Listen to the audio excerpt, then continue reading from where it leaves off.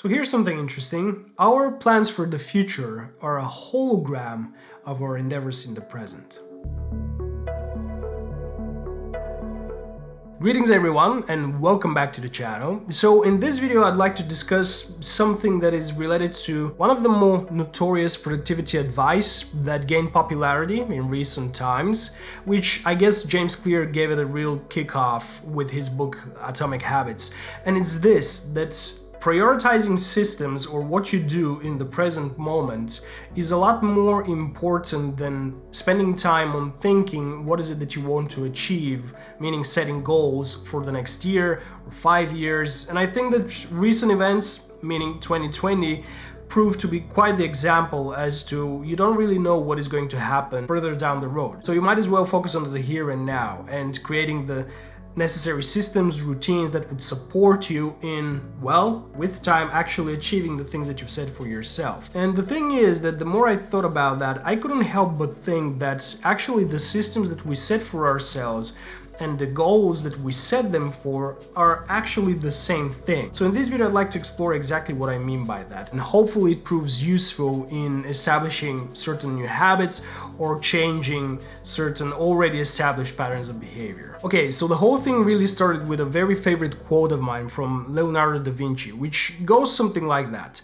Everything is connected to everything else, and noticing these connections is a skill, and the more we notice these connections, the more benefit we can derive from it. And I guess that this video is an example of this very thing in itself, and it's also in a meta-conciliant way related to what a hologram is. More particularly, a specific quality of a hologram, which is the fact that a piece of a hologram represents the whole picture from a certain angle. And this whole thing got me thinking in a direction that it's generally interesting for me, meaning habit formation and how we change things in our behavior. And the more and more I thought about it, I just couldn't help myself but to notice that the way that a hologram in its entirety is represented in a single piece of it, the same relationship we have between a goal and the system that we follow through each and every day to achieve that goal. The entirety of your goal is represented in your day-to-day activities, and by following through them, you're achieving it each and every day. Now, aside from just being cool and having this as a mindset, I thought there should be some more practical application of this. And so here's what I came up with.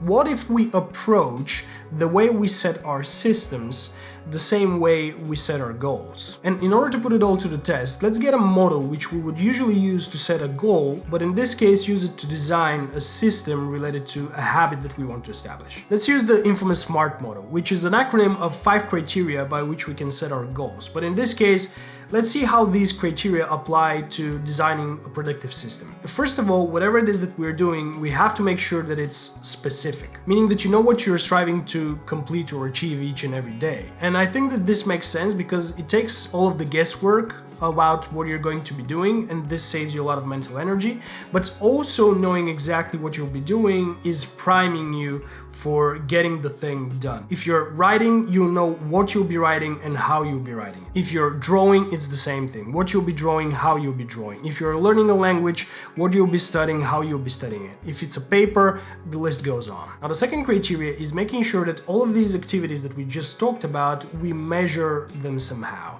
Now, the question is, can we do that? And the answer is, yes, we can. If we're writing, we can track the number of words or number of pages that we're writing. If we're designing, these may be the number of designs or elements that we're creating each and every day. If we're learning a new language, these may be the number of new words we are learning each and every day, or the time we spend reading extensively, for example. Now, is this useful? Well, yes, it is, because whenever we are able to track things, we're able to actually see that we're making progress. And knowing that we're making progress is very important in order to stay consistent and persist with our endeavors in the long run, which is also related to the third factor, which is making sure that whatever we set for ourselves on a day-to-day basis is achievable. And this is something that I've looked into a bit of a greater detail in my operant conditioning video, and you may find it useful if you want to look into that in a greater depth. This is very important to our desire to engage into the given activity and stay consistent with it long term, but it's also important as to evaluating the resources that we have at our disposal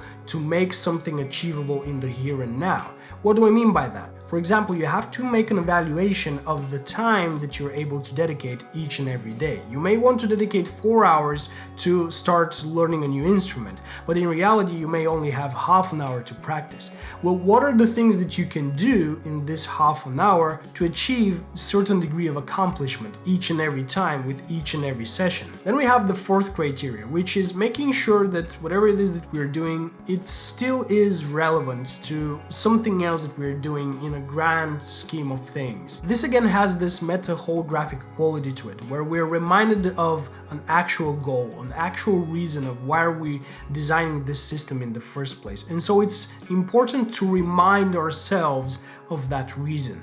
And it doesn't have to be grounded in the job that we're doing. So we're developing a particular skill, so we have more opportunities on the job market. It may be just because we are interested in developing a particular skill. It may be just because we're deriving pleasure from it. And this is equally important, I think, because if we're doing something for pleasure and we're not able to derive pleasure from it, it means that we're doing it wrong. And this, again, is a very important part of making the system healthy. And finally, we have the fifth element, which suggests that we bound our activity within certain time, which again may be related to the amount of time that we spend doing the given activity, but also when we attend to it. This is again related to priming ourselves for a given activity, meaning that if we perform something each and every day at the same time, our body learns to expect that, and so it preserves again physical and mental energy related to its given performance. So for example, if we follow through all the points and decide to design a morning workout for ourselves, with time our body will learn to expect a workout in the morning, and so we will have the necessary energy to engage into it physically and mentally.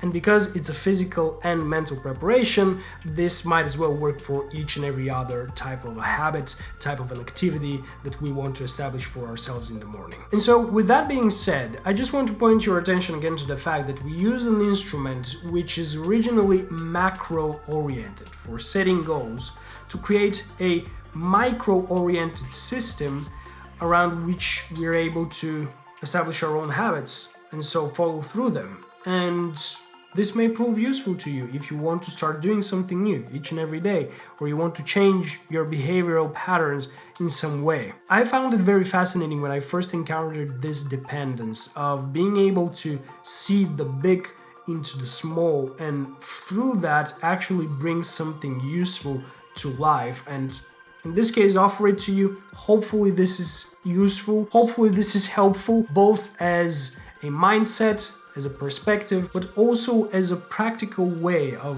reinventing what you're doing and what you are. At any rate, at this point, I thank you sincerely for watching. Keep it bright, and I'll see you all next time.